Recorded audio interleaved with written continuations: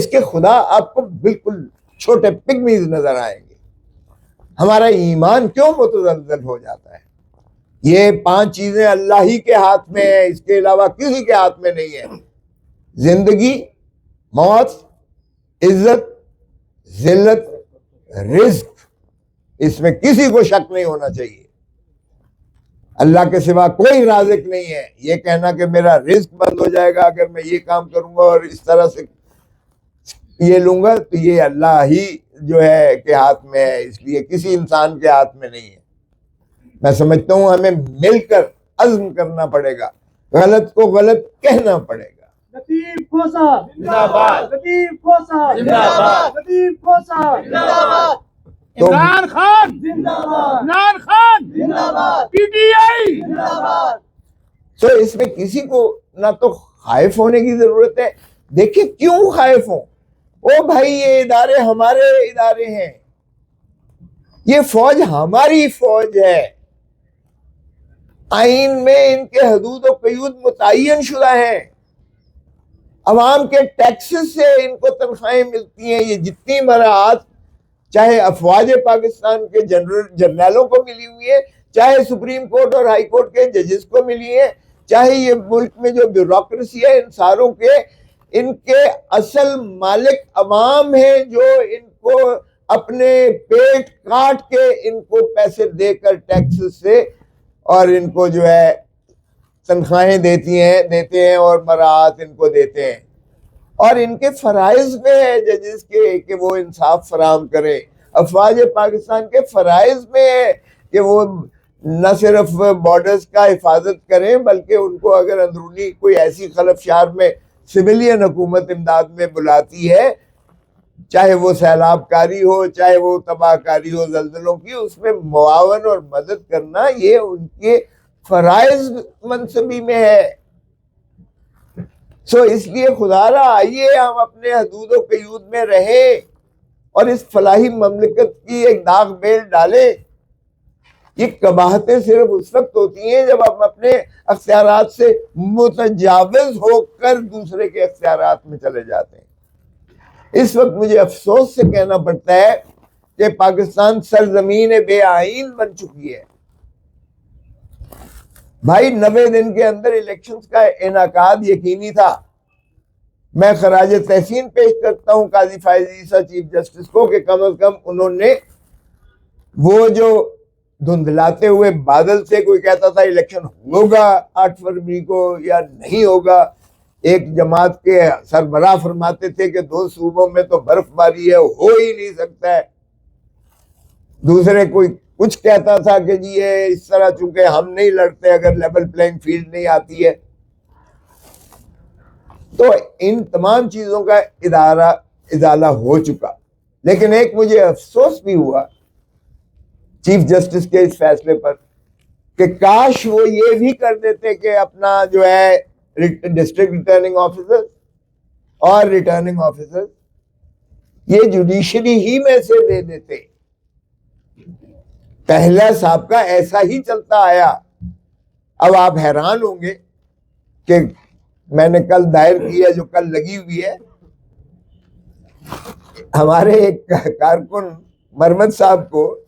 देखिए मुझे इस चीज का अफसोस भी होता है कि क्यों हम पाकिस्तान की क्या हम खिदमत कर रहे हैं, जब हमारा एक सूबे से एक वकील भी है और एक वहां का एक सियासी पार्टी का मरकजी कायद भी है, और उसने एक हलचल मचाई सारे सूबे में, जिसने देखा सारी दुनिया ने देखा। और वो सिर्फ वकला के कन्वेंशन में तकरीर करने के लिए आए थे, शिराकत के लिए आए थे, और उसे हाई कोर्ट के गेट पर गिरफ्तार कर लिया। अरे भाई ये सेंचुरी ऑफ पीस और जस्टिस है, क्यों गिरफ्तार करते हो? क्या हम मेहमान नवाजी से इतने आरी हो चुके हैं पंजाबी और लाहौर के वकला कि हम अपने एक मेहमान आए हुए का तहफ़्फ़ुज़ नहीं कर सकते? मुझे शर्म आई कल। और फिर देखें डिप्टी कमिश्नर साहिबा जो माशाल्लाह मौजूदा चीफ मिनिस्टर केयर टेकर नहीं चेयर टेकर है, केयर टेकर तो खत्म हो गया, 90 दिन के बाद ये गासिब है। मौजूदा चेयर टेकर चीफ मिनिस्टर के भांजी है डिप्टी कमिश्नर साहिबा, वो अपने डिटेंशन ऑर्डर में क्या लिखती है, ए पर्सन फ्रॉम KPK, नाम उसका लिख के, हैज द पोटेंशियल, वकील भी has the potential to create law and order situation. यार इस बात पे आप 30 दिनों से नजरबंद कर सकते हो कि उसका पोटेंशियल है, उसकी कैपेसिटी है कि वो कोई law and order situation create कर सकता है। इस मफरूजे पर दुनिया में आज तक कैसा हुआ है ऐसा? तो अगर ऐसे आपने डिप्टी कमिश्नर और असिस्टेंट कमिश्नर्स को आपने डिस्ट्रिक्ट रिटर्निंग ऑफिसर और प्रिजाइडिंग ऑफिसर बना के मुल्क का मुकद्दर अगले 5 साल के लिए उनके हाथ में सौंपना है, तो क्या हम रोज अव्वल से एक ऐसी कभी फेल का इर्तिकाब नहीं कर रहे जिससे हमारा रियासत मुस्तकिल होने की बजाय, स्टेबल होने की बजाय, जमहूरियत का तसलसल होने की बजाय हम रोज अव्वल से उसकी ऐसी गलत दाग बेल डाल रहे हैं कि मनपसंद नताइज देने के लिए ये डिस्ट्रिक्ट रिटर्निंग ऑफिसर और रिटर्निंग ऑफिसर किसी हद तक भी जा सकते हैं। इसी हुक्म से एक जरा आप नतीजा अखज कर लीजिएगा जो मैंने छोटा सा बताया है। आप ये ना दुनिया के किसी कानून में, ना दुनिया के आइन में, ना दुनिया के इखलाक में ये दो सूबों की मुनाफरत फैलाने की कोशिश की गई है। बलोचिस्तान में पहले ही एक जो है टर्मोइल है। खैबर पख्तूनख्वा में हमने इसको और ज्यादा हवा दे दी। पश्तून पहले ही हमसे कहते हैं, सिंधी कहते हैं बड़ा सूबा इस्तेसाल करता है। हमने 3 सूबों को ये पैगाम दिया है कि पंजाब में मत आना, जुर्रत मत करना आने की, वरना हम तुम्हें जेल में भेज देंगे। तो क्या हम ये पाकिस्तान की खिदमत कर रहे हैं? वफाक की ये खिदमत हमने की है?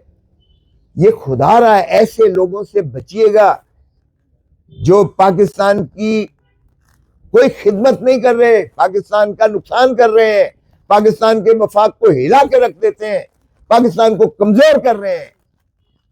हम पाकिस्तान की हिफाजत करेंगे इंशाअल्लाह। वकील ने बनाया है, वकील ने तखय्युल दिया है, वकील ने आइन दिया है, और वकील ही इंशाअल्लाह इसका जो है दिफा भी करेंगे। खान खोसा जिंदाबाद, इमरान खान जिंदाबाद, इमरान खान जिंदाबाद, PTI जिंदाबाद। लेकिन कदम बढ़ाओ, हम तुम्हारे साथ हैं। लतीफ खोसा कदम बढ़ाओ, हम तुम्हारे साथ हैं।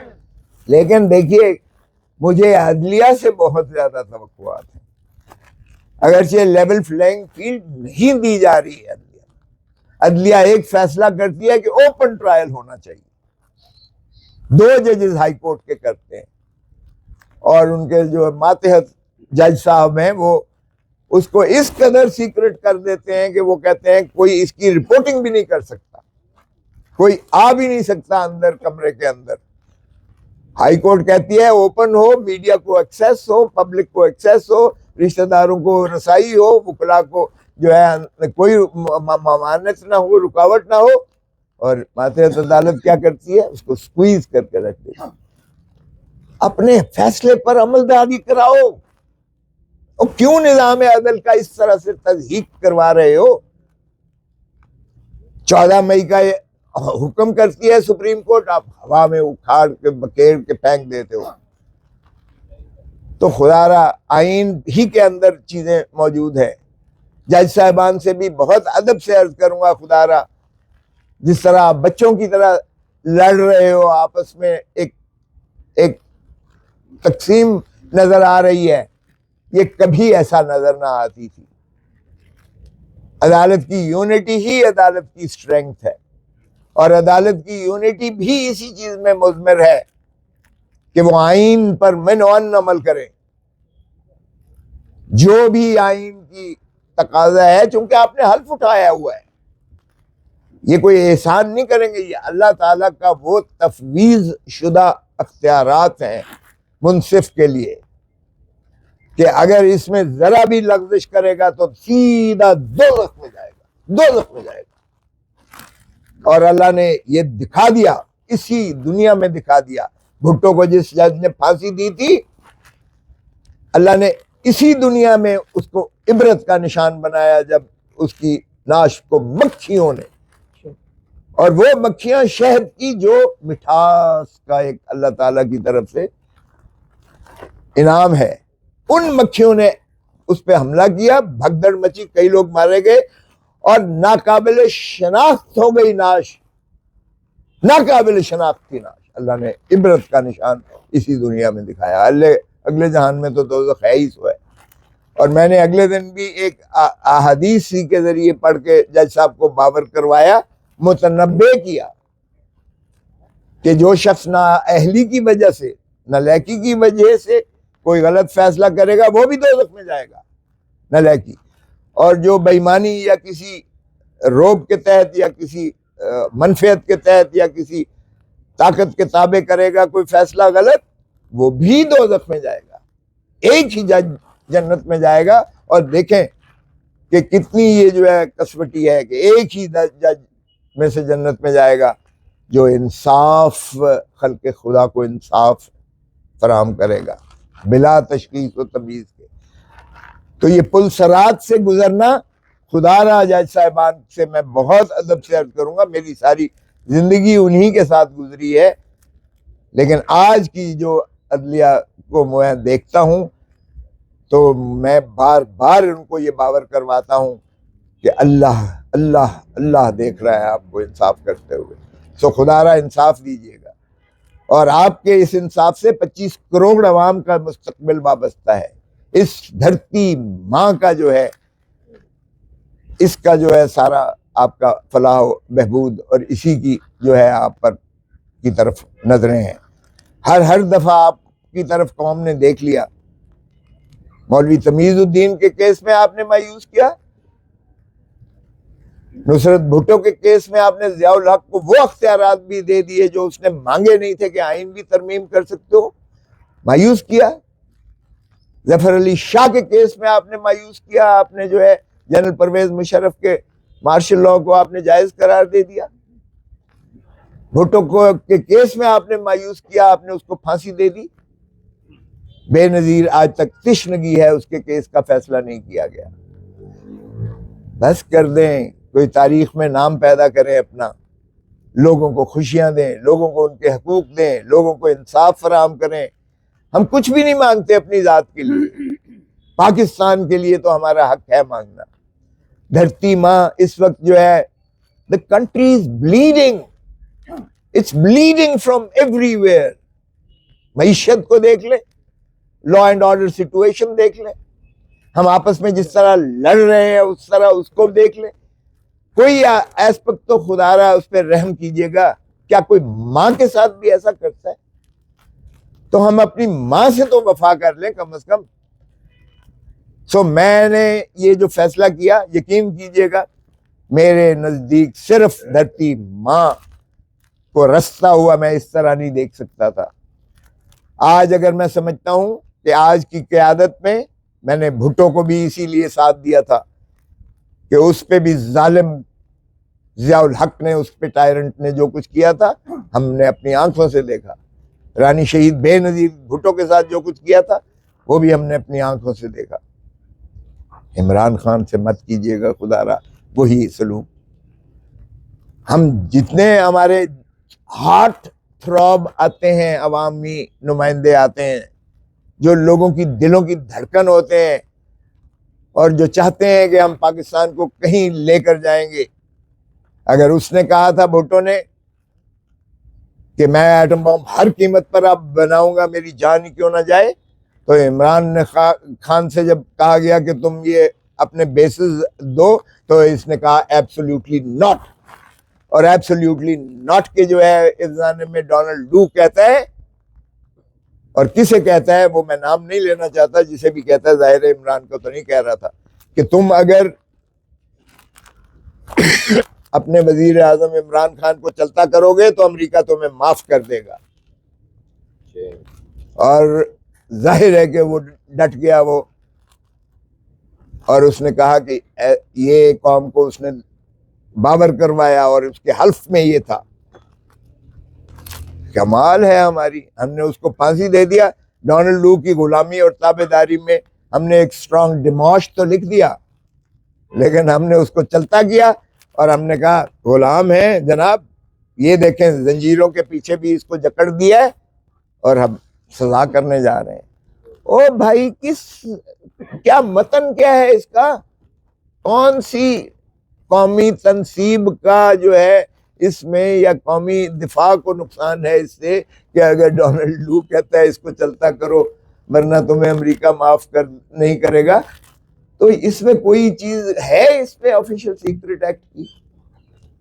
लेकिन बाहर कैफ अभी तक हम आजाद नहीं हुए। तो पाकिस्तान एक न्यूक्लियर पावर है, पाकिस्तान दुनिया की 5वीं 6ठी, पाकिस्तान की इस वक्त जो है माशाअल्लाह अस्करी क़यादत या अफवाज पाकिस्तान हमारी दुनिया की जो है मजबूत तरीन हमारी है। हमें भुट्टो साहब ने और बेनज़ीर ने जो एटम बॉम्ब और मिसाइल टेक्नोलॉजी दी, वो दिफा हमारा एक सीसा पिलाई दीवार है और हिसार की तरह आवाम पीछे खड़े हुए हैं इसके। तो इसलिए हमें कोई ऐसा खतरा नहीं होना चाहिए, अदम तहफ़्फ़ुज़ नहीं होना चाहिए कि हम किसी की गुलामी करके अपने वज़राए आज़म को बनाएं और वज़ीर आज़म को हटाएं या वज़ीर आज़म को फांसी दें या वज़ीर आज़म को पाबा सलासल करें किसी और के कहने पर या किसी और के ईमा पर। हमें अपने फैसले खुद करने चाहिए और Pakistan is competent of doing that. I think Imran Khan एक ऐसा शख्सियत है इस वक्त जो वाहिद शख्स मैं समझता हूं कि पाकिस्तान का दिफा भी कर सकता है, पाकिस्तान को आगे लेकर भी चल सकता है। दुनिया में जो आज साथ मैं गया हूं, लोग पाकिस्तान के जो हमारे एक्स पैट्रियट्स है, पाकिस्तान पैट्रियट, यकीन कीजिएगा वो मोहब्बत करते हैं उससे। और जिस तरह से उसने ये निश्तर, जिस तरह से उसने कैंसर हॉस्पिटल बनाए हैं, 9 अरब रुपया एक महीने का उसका सिर्फ खर्चा है लाहौर वाले का। 9 अरब एक महीने का खर्चा है, सरकार से नहीं लेता। ये मुखय्यर हवालात इसलिए कि इमरान खान पर उन्हें एतमाद है। वो इलाज जो इस मुल्क में मुमकिन न था, उसने स्टेट ऑफ द आर्ट यहाँ इलाज दिया। न सिर्फ यहाँ दिया, 2 हॉस्पिटल कैंसर उसने यहाँ बनाए, तीसरा कराची में जो है वो तकमील के मराहिल में है और वो भी आप देखें कि स्टेट ऑफ द आर्ट है। नमल यूनिवर्सिटी उसने बनाई, लोगों को, बच्चों को फ्री एजुकेशन देती है, सरकार पर कोई बोझ नहीं है। यहाँ भी बनाई, अपना मियाँ वाली में भी बनाई। अल कादर यूनिवर्सिटी बनाई है तो उसका केस बना दिया है। ओ भाई, अल कादर यूनिवर्सिटी मुफ्त तालीम देती है बच्चों को। आप ऊपर इतना आप पर एतमाद होना चाहिए लोगों को कि दें। तो जब आपने पाकिस्तान के अवाम को मिल्कियत दे दी उनको उनके मामलात पर, तो आप यकीन कीजिएगा कि पाकिस्तान ऐसे जो है संवर जाएगा और IMF की जो है भिखारी नहीं बनेगा। लेकिन बशर्ते के पाकिस्तान के अवाम को मिल्कियत दें और उनको ये यकीन हो कि